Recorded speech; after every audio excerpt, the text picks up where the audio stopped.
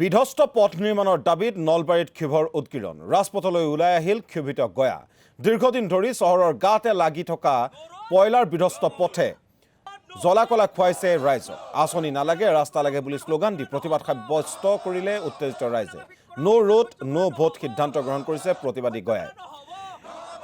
এটা পকী পথ নিৰ্মাণ নকৰিলে ভোট বৰ্জনৰ হুংকাৰ দিছে গাঁওবাসী সমস্যাৰ কথাটো আমি কমেই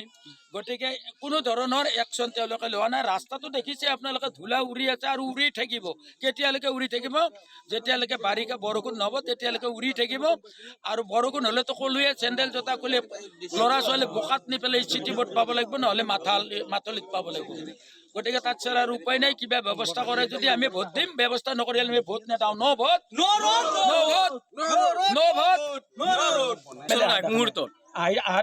মন্ত্ৰী বা তেওঁলোকৰ বিধায়কৰ বা তেওঁলোকৰ কোনোবা চামচাসকলক পঠাই দি তেওঁলোকে কেইকাপমান চাহ খুৱাব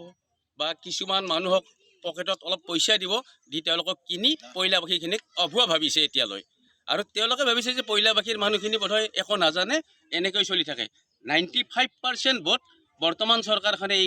এই চেণ্টাৰৰ পৰা গ্ৰহণ কৰে কিন্তু 95% ভোট পোৱা স্বত্তেও তেওঁলোকৰ এজনো ইয়াত প্ৰতিনিধি আজিলৈ অহা নাই বহুত কেইটা ইলেকশ্যন গ'ল আমাৰো বয়স এতিয়া বহুত হৈছে আমি দেখিছোঁ নিজে ইয়াতে 17-18টা ইলেকশ্যনত